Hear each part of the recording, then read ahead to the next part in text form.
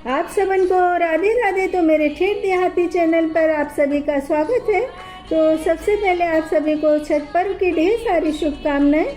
और दिवाली के तुरंत बाद से ही छठ पर्व की तैयारियां शुरू हो जाती हैं। शहर की दीवारों, रेलवे स्टेशन पर छठ पूजा के सूर्य को जल अर्पित करते एवं पूजा अर्चना की खूबसूरत कलाकृतियाँ बनाई जाती हैं।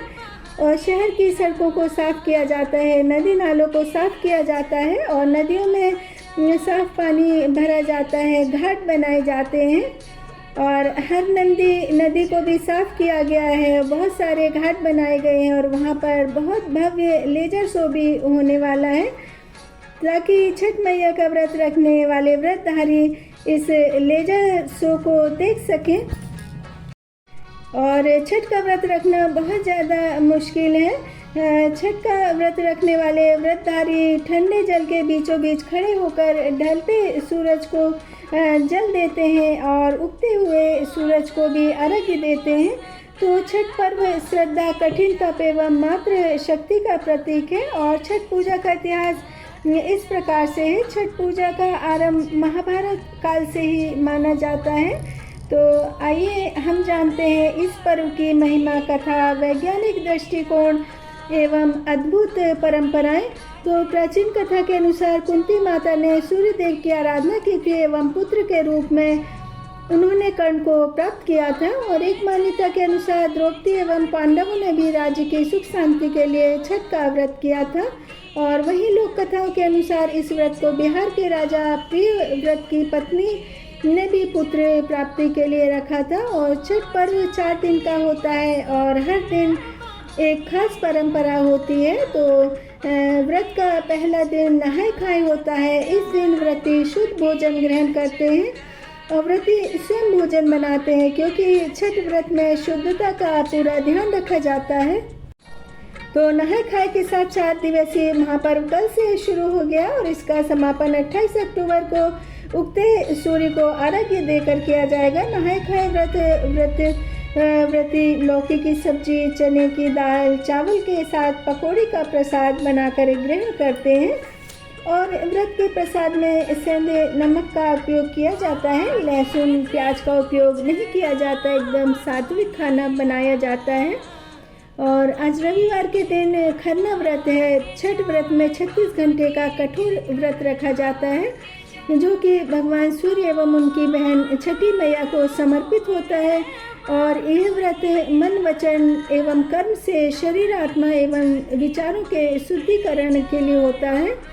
और नहाय खाए व्रत में नदी के जल से स्नान करने का महत्व है क्योंकि आज से खरना व्रत शुरू हो गया है। तो शाम को गुड़ की खीर एवं रोटी बनाई जाती है। व्रती शाम को ओम नमः शिवाय मंत्र के साथ जाप एवं हवन करते हैं और इसके बाद खीर पूरी खाते। मान्यता है कि इस दौरान खाते वक्त श्रद्धालु मौन रह करके खरना प्रसाद ग्रहण करते हैं और खरना प्रसाद एक बार ही थाली में परोसा जाता है। खरना प्रसाद दोबारा नहीं मांगते हैं।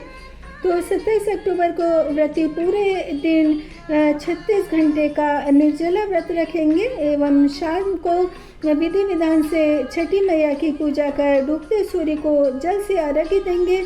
और इसी दौरान विभिन्न घाटों पर श्रद्धालुओं की अपार भीड़ होती है। उगते सूर्य को सभी जल देते हैं लेकिन डूबते सूर्य को जल देने का तात्पर्य सूर्य भगवान पूरे दिन उष्ण भयंकर गर्मी ताप में तपकर शाम को पृथ्वी वासियों को शीतलता प्रदान करते हैं। तो 28 तारीख को प्रातःकालीन अर्घ्य दिया जाता है और घाटों पर रात में 3 बजे से श्रद्धालु पूजा की सामग्री एवं परिवार सहित पहुंच जाते हैं। शीतल जल के बीच में खड़े होकर के स्नान करना, सूर्य को अर्घ्य देना बहुत ज़्यादा कठिन कार्य है। और अर्घ्य देने के साथ साथ में आरती भी की जाती है। और छठी मैया के व्रत की तैयारी बहुत ही भक्तिभाव, निर्मल हृदय, स्वच्छ तन से की जाती है। और गेहूँ पिसवाने से पहले धोए जाते हैं। पहले तो घर में ही चक्की होती थी तो पूजा के लिए घर पर ही गेहूँ पीसे जाते थे और नदी से पानी लाकर मिट्टी का चूल्हा बनाया जाता है और इसी पर व्रती भोजन तैयार करते हैं। और यह व्रत विश्व का सबसे कठिन व्रत है क्योंकि पूरे 36 घंटे का व्रत रखा जाता है और भारत में कहीं भी भारत क्या पूरे विश्व में इस तरह का 36 घंटे का कठिन व्रत नहीं रखा जाता है। और यह सिर्फ एक व्रत नहीं है, पर्व नहीं है, ये एक कठोर तप है, कठोर संकल्प है। और यह व्रत प्रकृति का पर्व है, क्योंकि इसमें सूर्य देवता की पूजा की जाती है और नदी के जल की पूजा की जाती है। प्रकृति द्वारा प्रदत्त अनाज, फल, सब्जी, नारियल, गन्ने एवं सूप टोकरी की भी पूजा की जाती है। अर्थात छठ पूजा के माध्यम से प्रकृति पूजा करते हैं, वरदान मांगते हैं कि छठ मैया समस्त प्रकृति की रक्षा करे, धन धान से संपन्न करे। और भगवान राम एवं माता सीता ने भी अयोध्या से लौटने के पश्चात कार्तिक शुक्ल पक्ष की अष्टमी को सूर्य देव की उपासना की थी। तो मान्यता है कि इसलिए भी छठ पर्व मनाया जाता है। एवं डूबते और उगते सूरज को अर्घ्य देते वक्त घाट के चारों तरफ श्रद्धालु और भी बहुत सारे लोग आते हैं और वहाँ पर लोकगीत गाए जाते हैं। चौथे दिन फिर उगते सूर्य को अर्घ्य दिया जाता है और छठी मैया का जो व्रत है उसका समापन होता है और सूर्य भगवान एवं कल बहती नदियों से आशीर्वाद लिया जाता है। प्रसाद वितरण करने के बाद ही भोजन किया जाता है और इस पर्व में मैथिली भोजपुरी गीत गाए जाते हैं।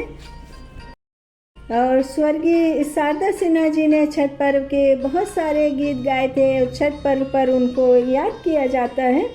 और गेहूं एवं गुड़ के ठेकुए बनाए जाते हैं और प्रसाद में तो गेहूं एवं गुड़ के ठेकुए का बहुत ज़्यादा महत्व होता है, क्योंकि ये बिहार का प्रसाद घर पर ही बनाया जाता है, जो कि पारंपरिक प्रसाद है। और छठ पर्व पर महिलाएं पैरों में आलता या महावर लगाती हैं, हाथों में मेहंदी लगाती है, नाक से लेकर माथे तक लंबा टीका लगाती हैं, पूरा श्रृंगार करती हैं, क्योंकि विवाहित महिलाओं का श्रृंगार एवं गहने उनके परिवार, उनके कुल की मर्यादा एवं प्रतिष्ठा को बढ़ाते हैं। और छठ पर्व पर बिहार के निवासी चाहे किसी भी प्रांत में रह रहे हों, सभी एक पारंपरिक तरीके से छठ पूजा करते हैं, क्योंकि अपनी धरती, अपनी संस्कृति से जुड़े रहने के लिए अपनी परंपराओं से जुड़े रहना नितांत आवश्यक है। तो छठ पर्व का मेरा ऑडियो पसंद आया हो तो लाइक सब्सक्राइब करना ना भूलें। राधे राधे।